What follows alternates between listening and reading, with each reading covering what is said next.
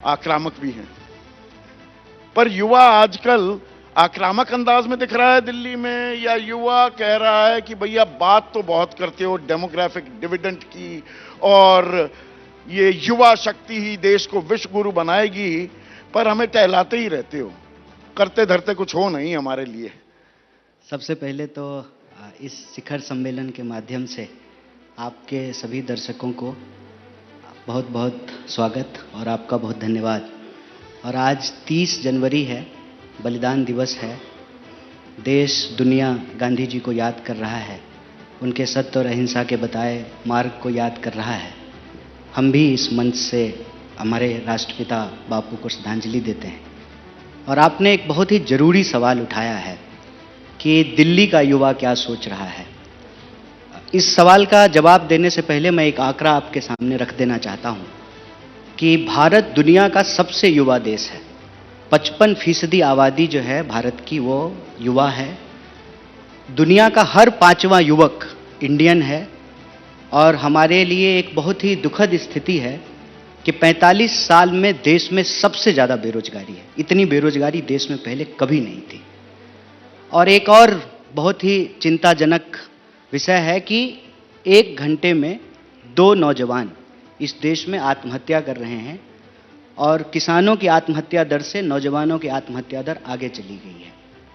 अक्सर आप राजनीति में देखेंगे कि 75 साल के लोग भी अपने आप को युवा ही बताते हैं। जैसे प्रधानमंत्री भी खुद को युवा ही कहते हैं। किसी भी जो है नेता से आप बात करें, चाहे वो कितने भी साल के हो गए हों, वो खुद को युवा बताते हैं। लेकिन युवाओं के लिए जब कुछ करने की बात आती है तो सारा उनका ज्ञान बुद्धि विवेक जो है अपने ही बाल बच्चों पे जाकर के ख़त्म हो जाता है।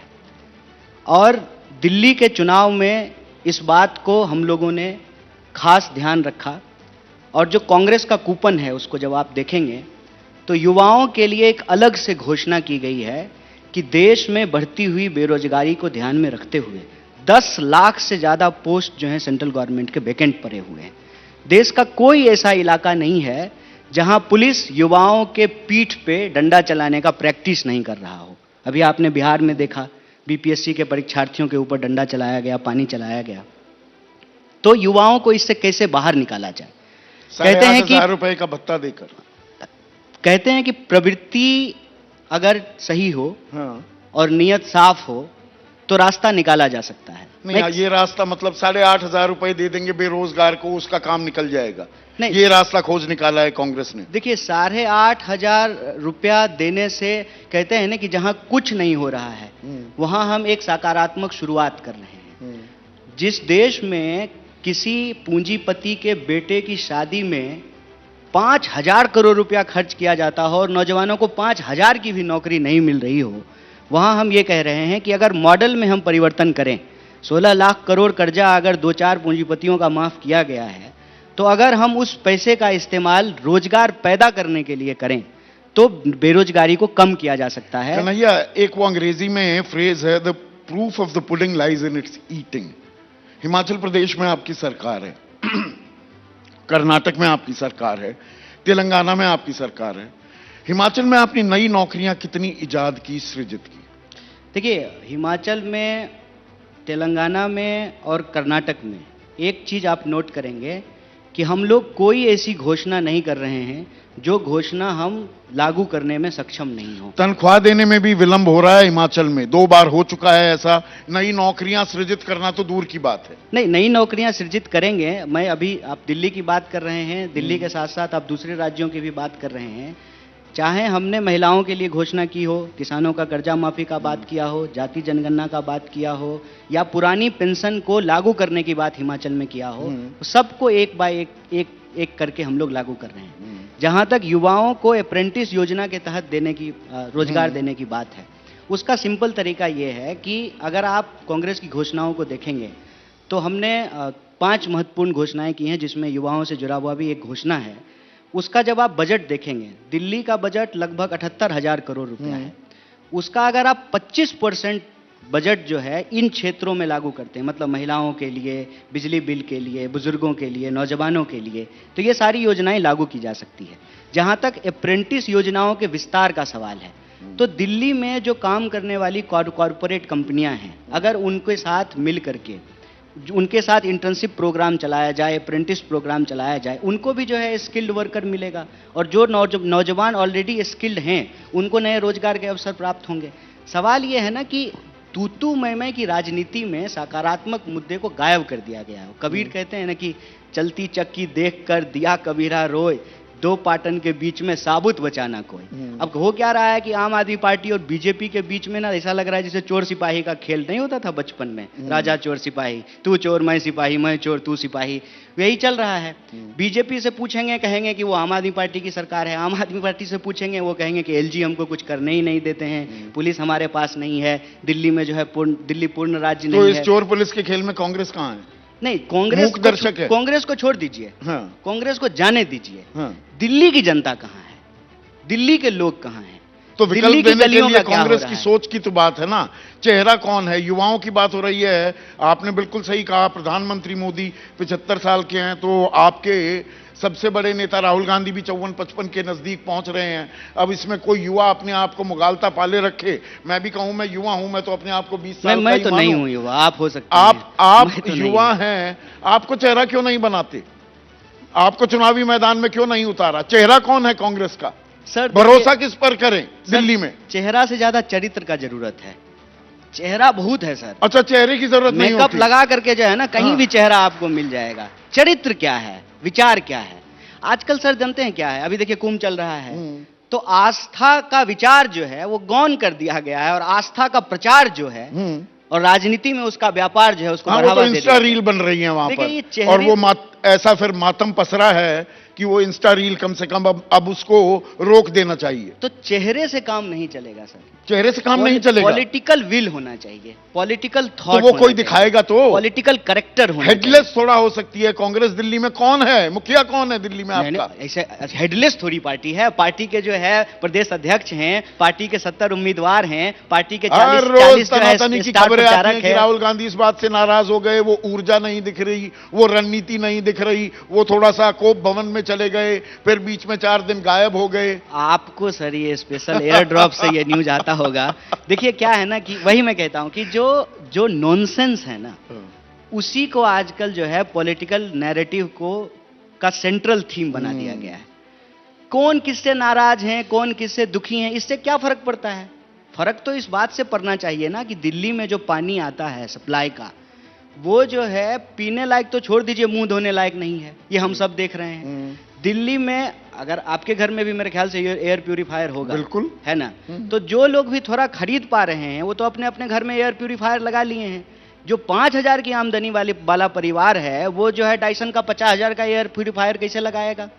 और फेफड़ा तो उसका भी कोई स्टील का फेफड़ा तो है नहीं गरीब का। अगर अमीर का फेफड़ा स्टील का नहीं है तो गरीब का फेफड़ा भी तो स्टील का नहीं है ना। ये 700 AQI में बताइए वो सांस कैसे लेंगे? तो साफ पानी नहीं है, साफ हवा नहीं है, अस्पताल में दवाई नहीं है, गलियां जो है चलने लायक नहीं है।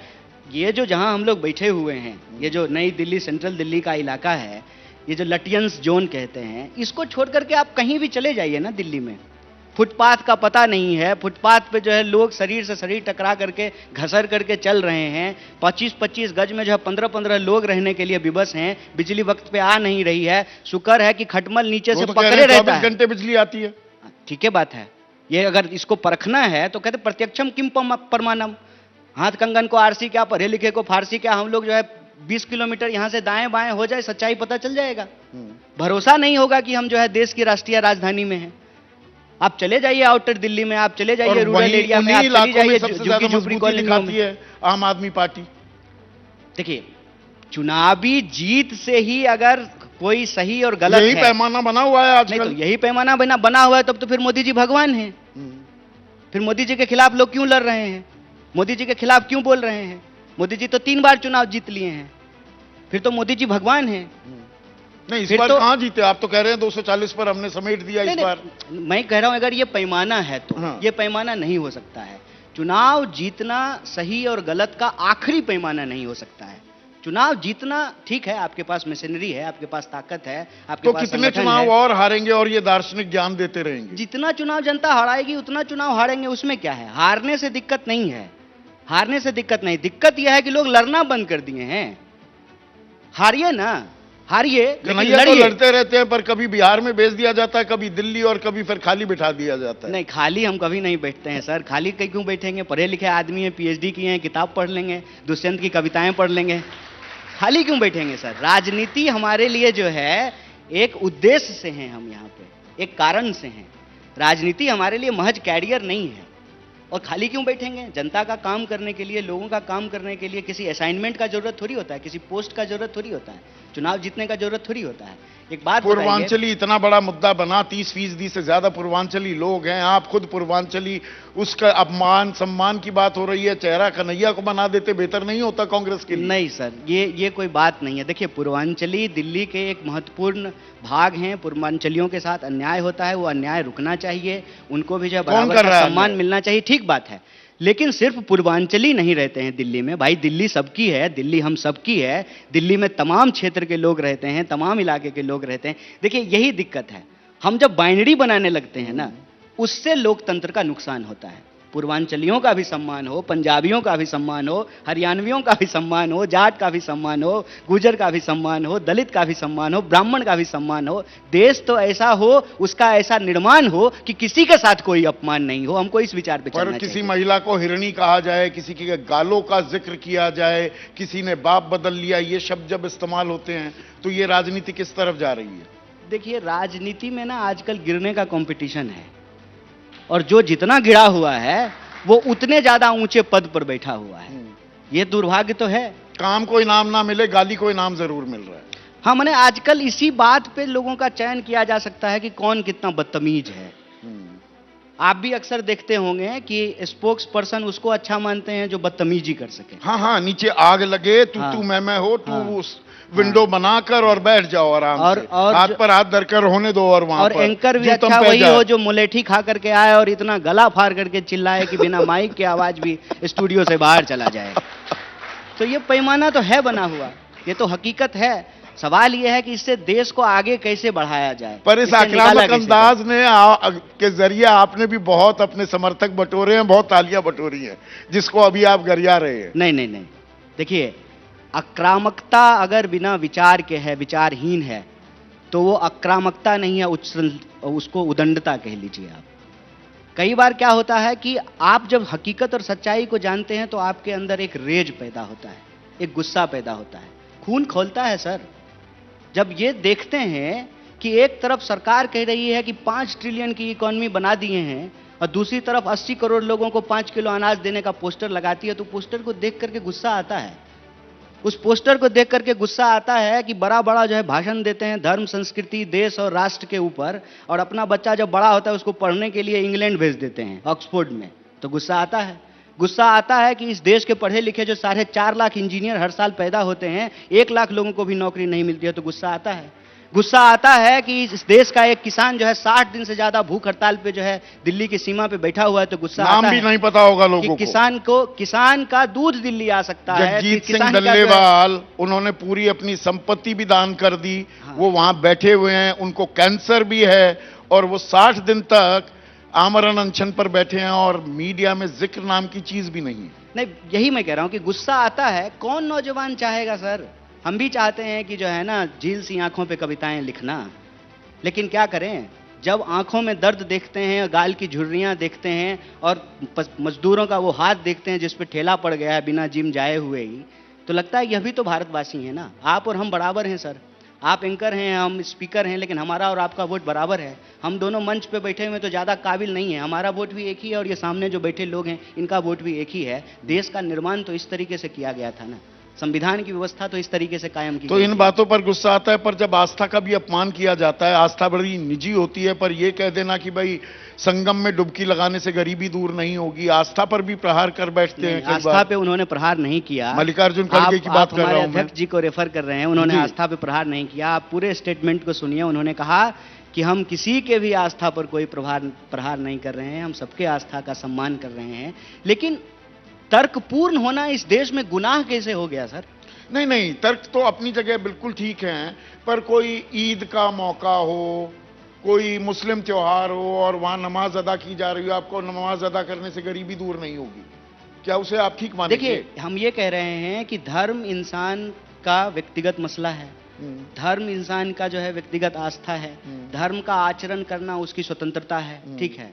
लेकिन जब आस्था विचार से आस्था प्रचार का रूप ले ले, जब धर्म जो है व्यक्तिगत आचार व्यवहार से राजनीतिक व्यापार का रूप ले ले, तो राजनीतिक व्यक्ति होने के चलते एक तर्कपूर्ण बात तो रखना पड़ेगा ना सर। अब ये कह करके जो है, ये कमजोर कड़ी है क्या, कमजोर नस है कांग्रेस की? ये धर्म और आस्था की चर्चा जहां आती है वो कांग्रेस खुलकर अपनी बात क्या है क्लैरिटी से कहती हुई दिखाई नहीं देती। नहीं नहीं, अब कितना क्लैरिटी चाहिए इस वक्त में, जहां पर एक व्यक्ति को उसके धर्म और आस्था के आधार पर उसके राजनीतिक निर्णय को संकुचित करने का, मोड़ने का, कब्जा करने का दौर हो, वहां भी अगर कोई सच बोलने की हिम्मत कर रहा है, और हमने कहा है कि अगर आप वोट दीजिएगा धर्म के नाम पर तो आप स्कूल की इच्छा बंद कर दीजिए, अगर आप वोट दीजिएगा जात के नाम पर तो आप अस्पताल की इच्छा बंद कर दीजिए।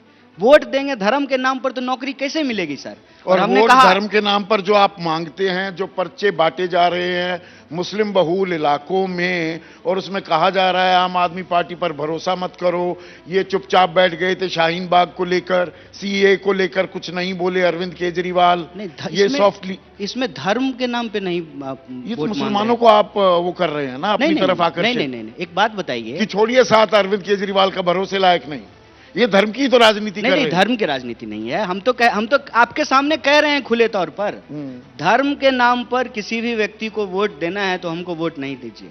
अगर आपको स्कूल के लिए वोट देना है, अस्पताल के लिए वोट देना है, सड़क के लिए वोट देना है, नौकरी के लिए वोट देना है, महिलाओं के सम्मान के लिए वोट देना है, हमारे कांग्रेस के कूपन में कहीं भी धर्म का जिक्र है क्या?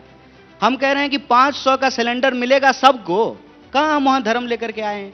हम कह रहे हैं कि 2500 रुपया मिलेगा सारी महिलाओं को, कहां धर्म लेकर के आए? हम कह रहे हैं कि युवाओं को 8,500 का नौकरी देंगे अप्रेंटिस योजना के तहत, कहां धर्म लेकर के आए?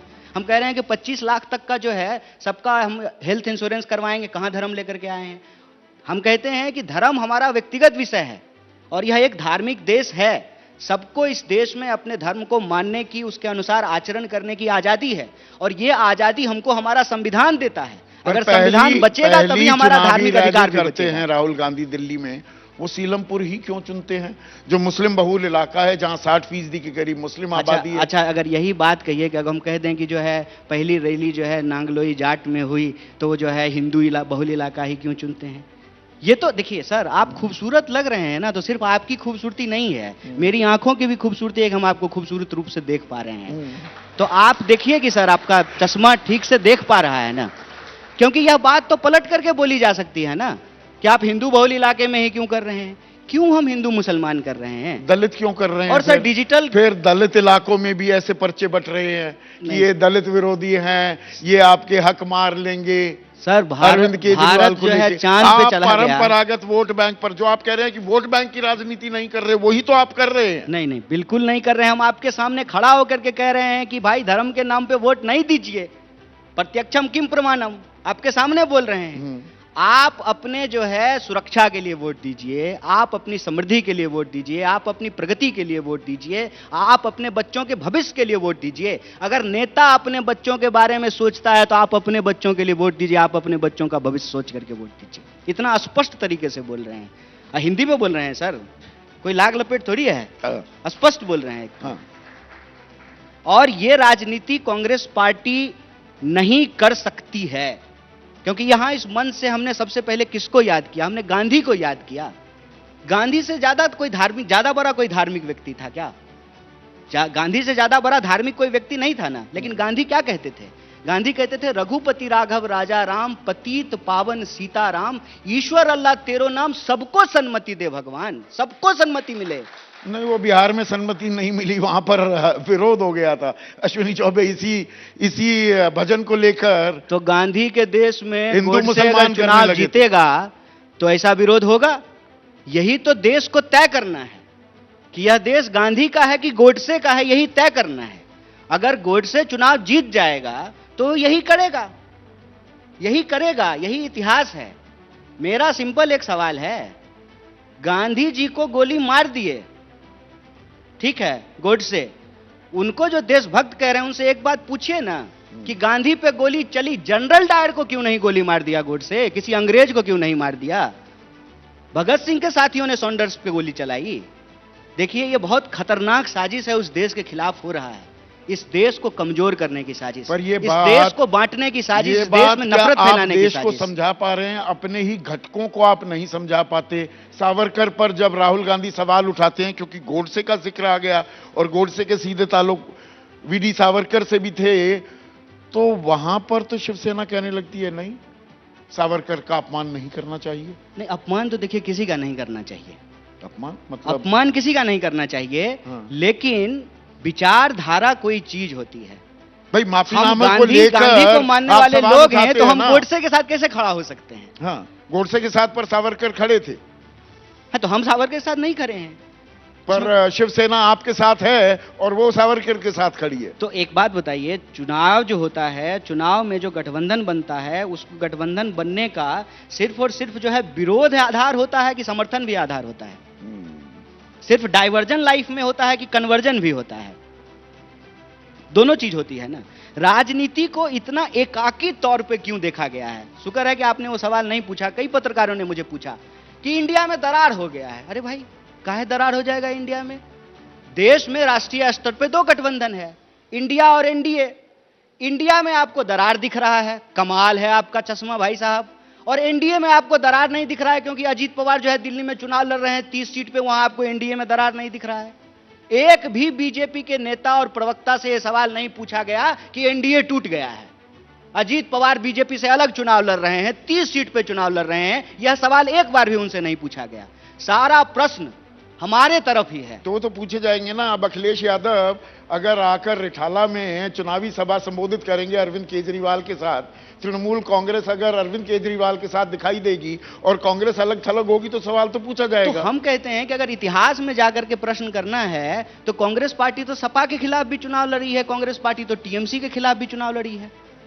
पर मौजूदा परिप्रेक्ष्य में पूछे जाते हैं ना तो सवाल। मौजूदा परिप्रेक्ष्य में कह रहा हूं कि मौजूदा परिप्रेक्ष्य क्या था जब जनरल इलेक्शन हो रहा था?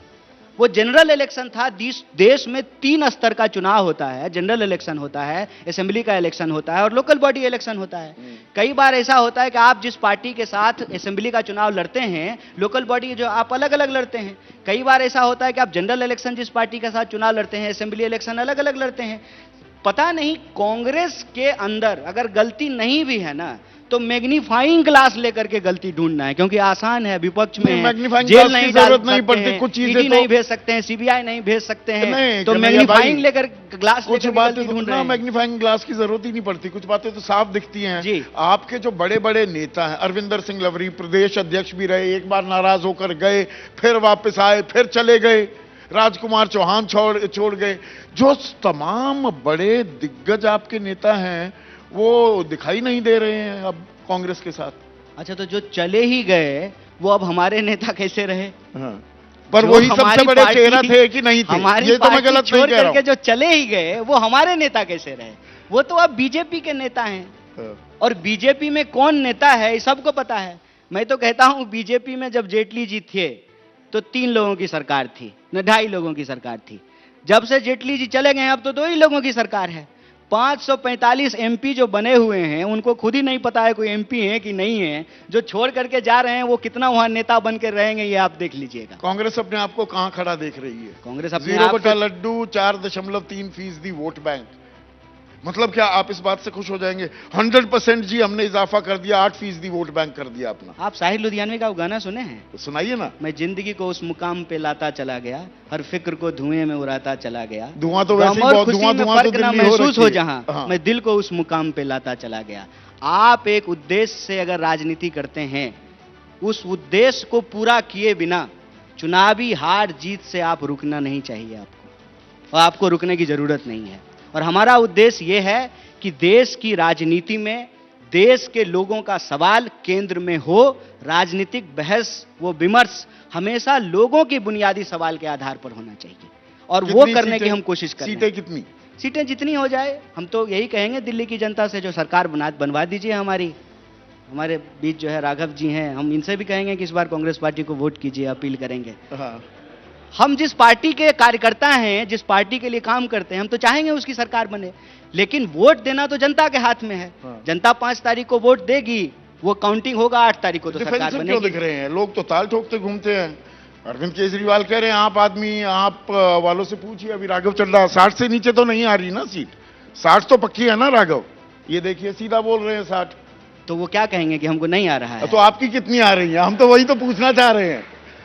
हमारी, हम भी कहेंगे हमारी 60 आ रही है। 60 आ रही है। बोलने में भी थोड़ी जीएसटी लग रहा है। अभी बोलने में कम से कम जीएसटी नहीं लगा है ना। देखिए, मुझे आता नहीं ना मोहतरम को मोहतरम कहना, किसी को ज्यादा किसी को कम कहना।